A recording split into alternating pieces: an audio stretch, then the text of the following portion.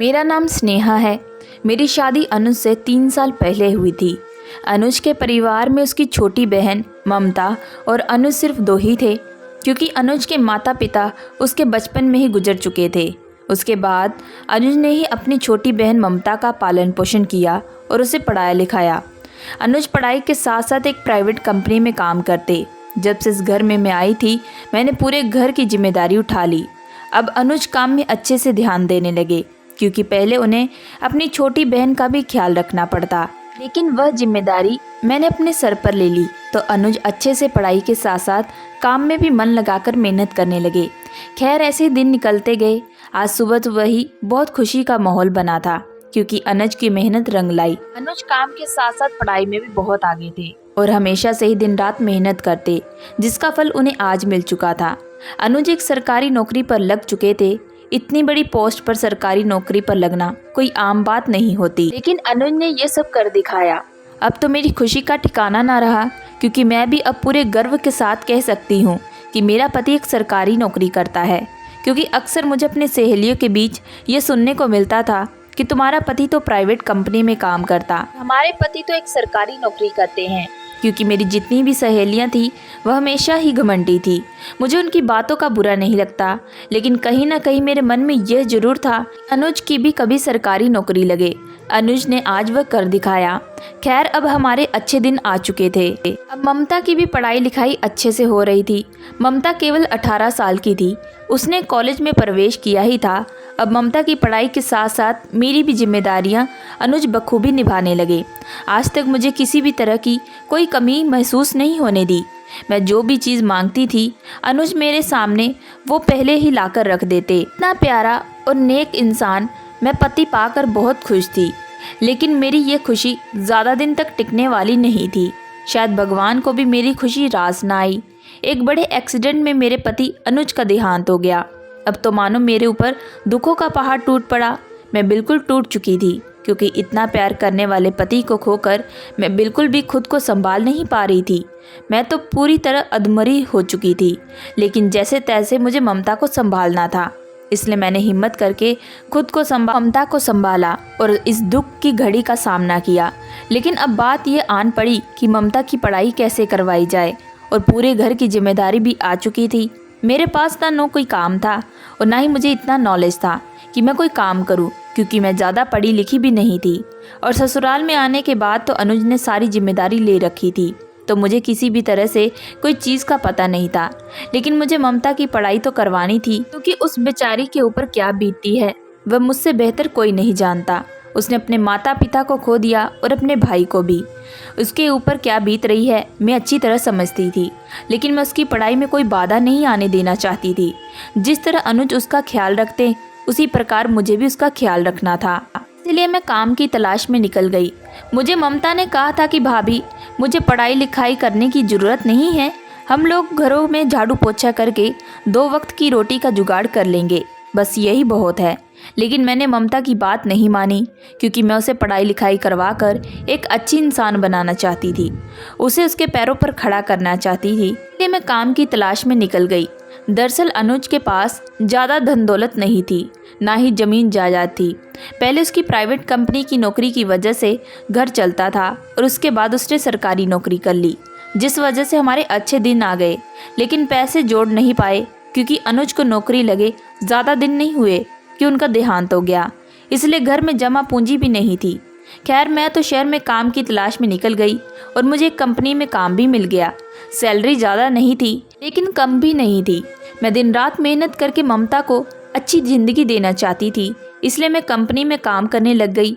सवेरे उठकर घर का काम करने के बाद काम पर निकल जाती और शाम को थकी हारी घर पर आती और ममता को खाना खिला देती और खाना खुद खाकर सो जाती।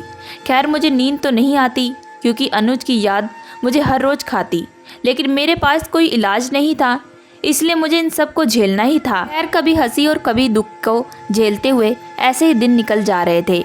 मेरी ननद को हमेशा से ही एक आदत थी कि वह सोने से पहले हमेशा मेरे गले लगकर सो जाती।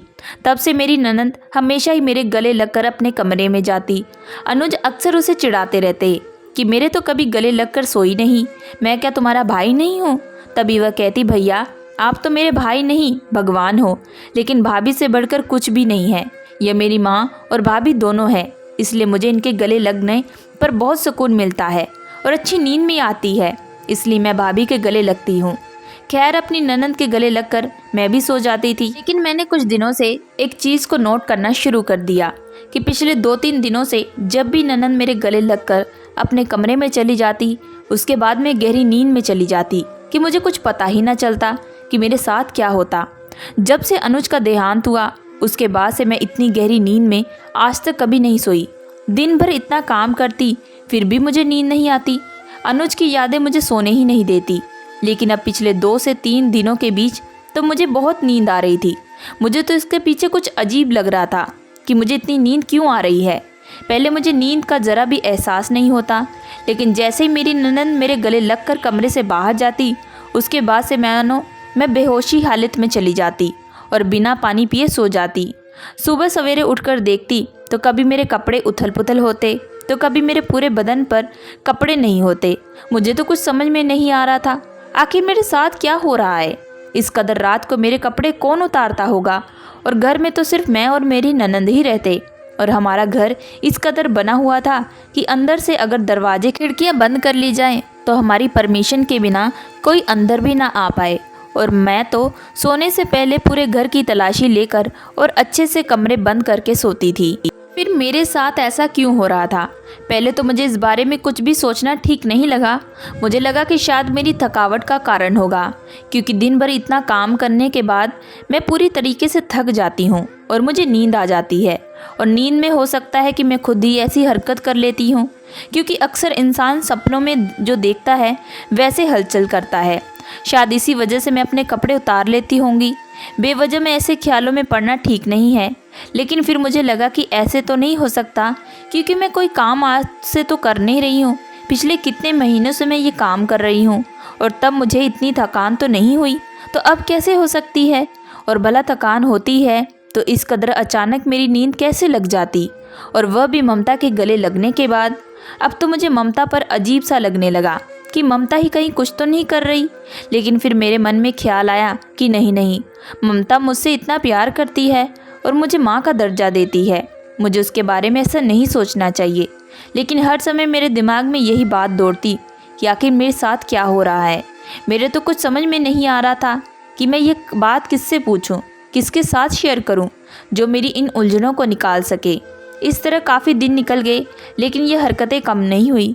अब तो मेरे साथ कुछ और भी ज़्यादा होने लगा। मैं रात को जिस तरह सोती उस तरह सुबह बिल्कुल भी नहीं होती। मैं पूरे कपड़े बदन पर से गायब होते और मेरा पूरा शरीर इस तरह टूटता जैसे मानो किसी ने मुझे रौंदा हो। अब तो मेरा शक चरम सीमा पर पहुंच चुका था कि जरूर कुछ ना कुछ मेरे साथ हो रहा है, जिससे मैं बिल्कुल अनजान हूँ। इस तरह मेरे शरीर से कपड़े गायब होना, इस तरह गले लगने के बाद अचानक से गहरी नींद में मेरा सो जाना और सवेरे उठने के बाद मेरा पूरा तन बदन दर्द के मारे टूटना, यह सब कोई वहम या फिर थकान नहीं थी। इसके पीछे मुझे बहुत बड़ा कारण लग रहा था। तभी मैंने एक दिन ममता से पूछा कि ममता, मेरे साथ यह सब हो रहा है, क्या तुम्हें इस बारे में कोई खबर है? तभी ममता कहती कि नहीं भाभी, ऐसी कोई बात नहीं है, और वैसे भी घर में कौन आता है, जरूर आप थकान के मारे सो जाती हो और नींद में ये सब हरकतें कर लेती हो, और सवेरे जब आप उठती हो तो आपको ऐसा कुछ लगने लगता है।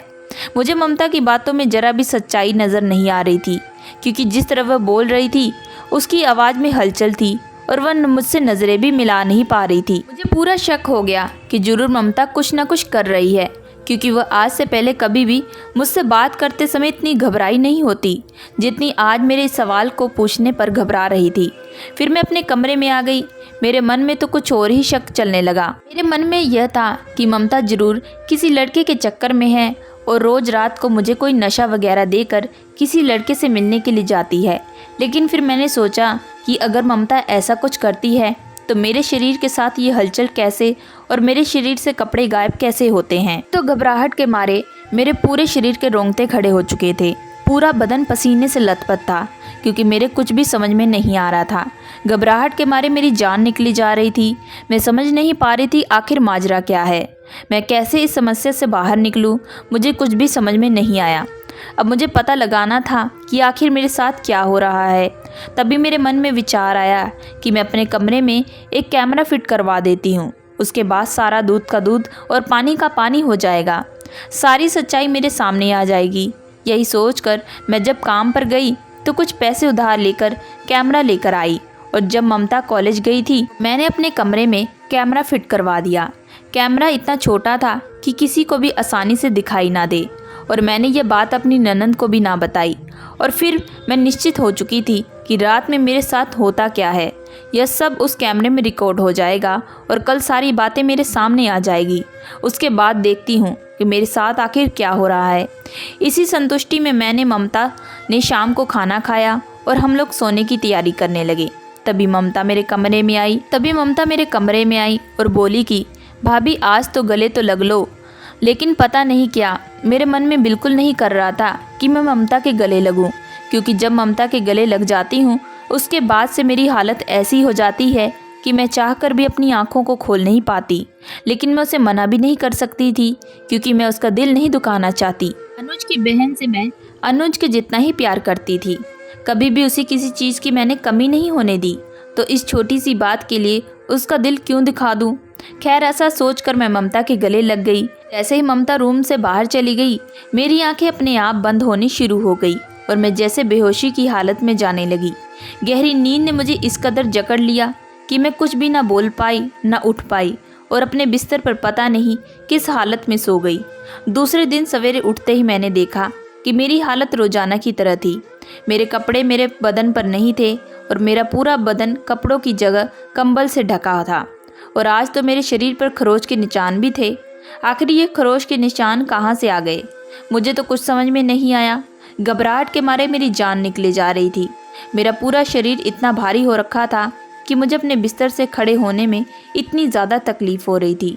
लेकिन जैसे मैं बिस्तर पर खड़ी हुई किचन में जाकर ममता के लिए खाना तैयार कर दिया। उसके बाद जब ममता कॉलेज के लिए निकल गई तो मैंने झट से लैपटॉप निकाला और उसमें सब कुछ देखने लगी। उसके बाद जो मैंने कैमरे के अंदर देखा उसे देखकर तो मेरी हालत ख़राब हो गई। मैं खुद को जैसे संभाल नहीं पा रही थी कि आखिर मेरे साथ क्या हो रहा है। भगवान ने वैसे ही मेरे ऊपर इतने जुल्म कर दिए कि अब यह कौन सा नया जुल्म था जो सहना बाकी था। मैंने देखा कि मेरे कमरे में 2 लड़के आते हैं और मेरे पूरे बदन से कपड़े उतार कर मेरे साथ गंदी हरकतें करनी शुरू कर देते हैं और मुझे जानवरों की तरह नोच रहे होते हैं। लेकिन मैं तो टस से मस भी नहीं हो रही थी। मुझे कुछ भी पता नहीं था कि मेरे साथ क्या हो रहा है।